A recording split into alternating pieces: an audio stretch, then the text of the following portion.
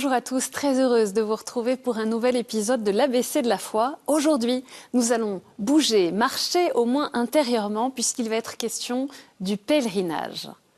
Quelle est l'origine de ce terme? Quel est le sens d'une telle démarche? Découvrons ensemble tout cela après vous avoir écouté réagir au mot pèlerinage.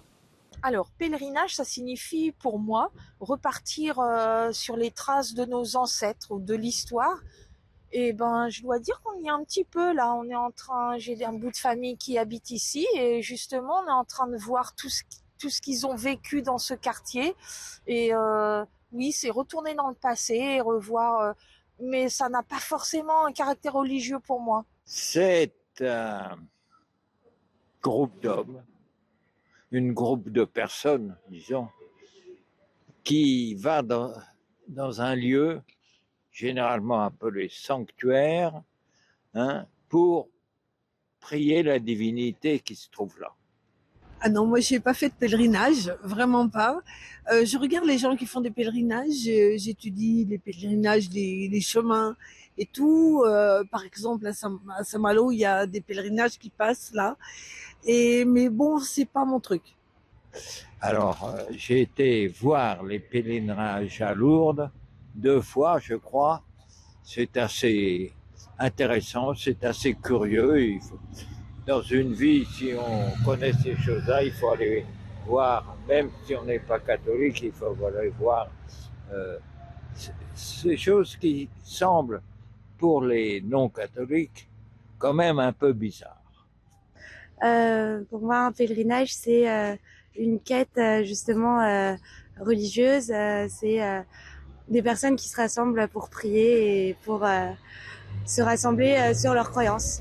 Si on peut faire un pèlerinage sur un lieu où s'est produit un événement historique important ou bien dans un endroit auquel on est attaché par une expérience personnelle, il s'agit principalement d'un voyage d'un ou plusieurs fidèles d'une religion vers un lieu consacré. Saviez-vous d'ailleurs que la majorité des pèlerinages dans un cadre religieux concernent l'islam, le bouddhisme et surtout l'hindouisme? Pour les musulmans, accomplir le Hajj, le grand pèlerinage à la Mecque, s'accomplit à une date bien précise et fait partie des 5 piliers fondamentaux de l'islam à faire au moins une fois dans sa vie. L'hindouisme est une religion qui donne beaucoup d'importance au pèlerinage. Le plus vieux pèlerinage du monde encore pratiqué est le pèlerinage hindou de Kurukshetra en Inde.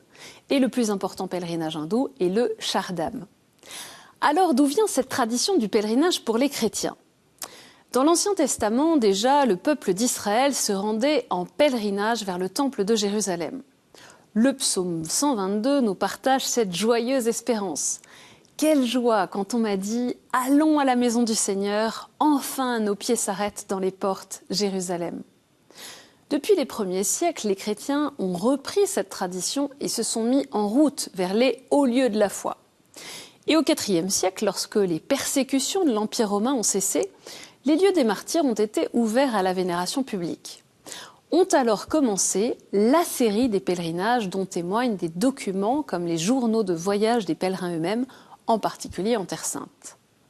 C'est ainsi qu'au Moyen-Âge, en particulier, on a vu apparaître toutes sortes de pèlerinages vers les lieux saints, auprès de Saint-Martin, vers le mont Saint-Michel, vers Jérusalem et vers Rome, sur les tombeaux des apôtres Pierre et Paul, et vers celui de Saint-Jacques à Compostelle. À l'époque, on se mettait en marche pour différentes raisons, mais c'était en général plutôt pour faire pénitence.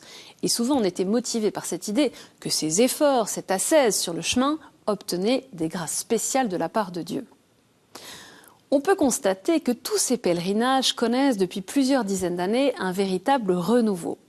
Qu'ils se mettent en route seuls ou en groupe, ces hommes et ces femmes recherchent tout simplement la paix et la force qui émanent de ces lieux saints. À travers cette démarche, ils veulent quitter le superflu et même se mettre en marche vers Dieu. Les pèlerinages, vous le savez certainement, inspirent ainsi de nombreux auteurs. Écrit au XIXe siècle, le récit d'un pèlerin russe est ainsi un des ouvrages spirituels les plus lus. L'œuvre décrit le pèlerinage d'un mendiant orthodoxe russe à travers le pays tout en pratiquant la prière du cœur. Pour les chrétiens, un pèlerinage conduit toujours vers un ou des lieux qui marquent d'une manière ou d'une autre un aspect fondamental de la foi chrétienne ou de l'histoire de l'Église. Il est ainsi fréquent d'avoir un sanctuaire comme destination de son pèlerinage. Ce terme est un dérivé du latin qui signifie « saint » et il désigne, selon le droit canonique, le droit de l'Église, une église ou un autre lieu sacré où les fidèles se rendent nombreux en pèlerinage pour un motif particulier de piété.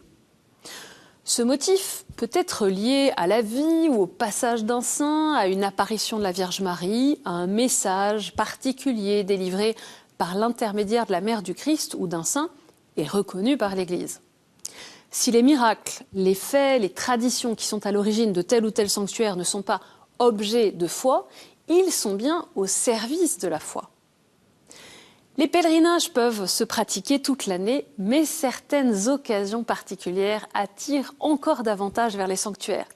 Il y a d'abord les fêtes mariales, l'Annonciation, l'Assomption, mais aussi les fêtes des saints, les dates anniversaires des apparitions ou de l'événement qui est à l'origine du pèlerinage.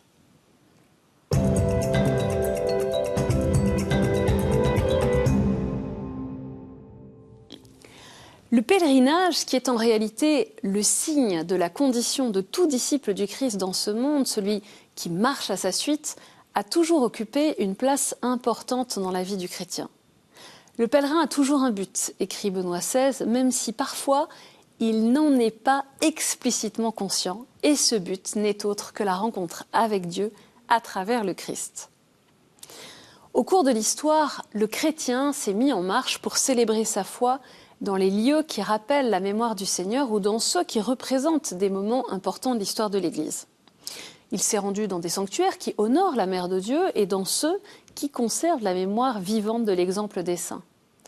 Son pèlerinage a été un processus de conversion, un désir d'intimité avec Dieu et une prière confiante pour ses besoins matériels. Sous tous ces aspects multiples, le pèlerinage a toujours été pour l'Église un merveilleux don de grâce. Voilà ce qu'en disait le pape François il y a quelque temps.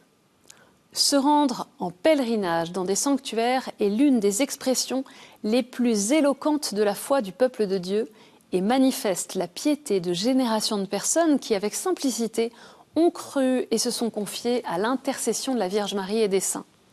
Cette religiosité populaire est une authentique forme d'évangélisation qui a besoin d'être toujours encouragée et mise en valeur sans sous-évaluer son importance.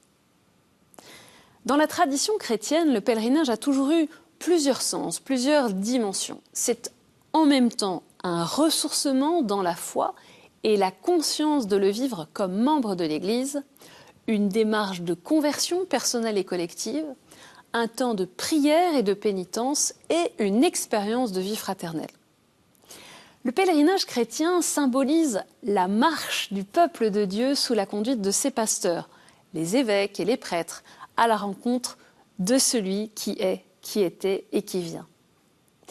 Celui qui fait un pèlerinage, vous en avez peut-être fait l'expérience, prie avec ses pieds. Et il fait donc l'expérience avec tous ses sens que sa vie entière est un long chemin qui mène vers Dieu. Jean-Paul II en parle ainsi. Le pèlerinage dans le désert ou vers le lieu saint devient le symbole d'un autre pèlerinage, celui-ci intérieur, comme le rappelait saint Augustin. Rentre en toi-même, la vérité habite le cœur de l'homme. Toutefois, ne demeure pas en toi-même, mais dépasse-toi également, car tu n'es pas Dieu. Il est plus profond et plus grand que toi. Le pèlerinage de l'âme, déjà évoqué par la tradition platonique, acquiert à présent une nouvelle dimension que le Père de l'Église lui-même définit et représente ainsi dans sa tension vers l'infini de Dieu. On cherche Dieu pour le trouver avec une plus grande douceur, on le trouve pour le chercher avec une plus grande ardeur. C'est pourquoi la démarche du pèlerinage n'est pas un en soi, plus ou moins, à côté de la vie ecclésiale. Et même si notre santé ou les circonstances de votre vie nous empêchent de nous mettre en route physiquement, chaque chrétien est invité à s'insérer et à participer au grand pèlerinage que le Christ, l'Église et l'humanité ont accompli et doivent continuer à accomplir dans l'histoire. Le pèlerinage est très souvent la voie pour entrer dans l'attente de la rencontre avec Marie, la mère du Seigneur, expliquait Jean-Paul II dans une méditation sur ce thème avant le jubilé de l'an 2000. Marie, en qui se retrouve le pèlerinage du Verbe vers l'humanité et le pèlerinage de foi de l'humanité, et celle qui avance dans le pèlerinage de la foi, devenant l'étoile de l'évangélisation sur le chemin de toute l'Église. Nous sommes tous pèlerins sur cette terre, et Marie nous accompagne. Elle marche avec nous jusqu'à la rencontre ultime avec Dieu.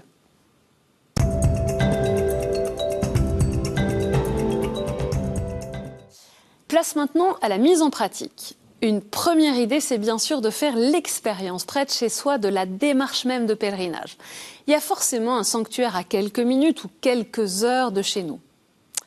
Deuxième proposition, c'est de chausser ses chaussures de randonnée, alors celles que j'ai ne sont pas vraiment les bonnes, pour partir plusieurs jours vivre un pèlerinage sur le chemin de Saint-Jacques-de-Compostelle, le Trobreis, voire en Terre Sainte.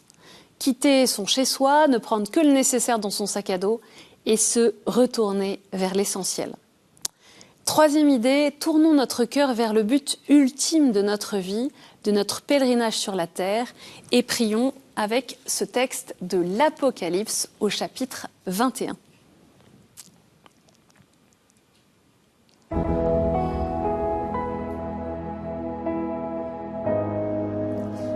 Au nom du Père et du Fils et du Saint-Esprit. Amen. Du livre de l'Apocalypse.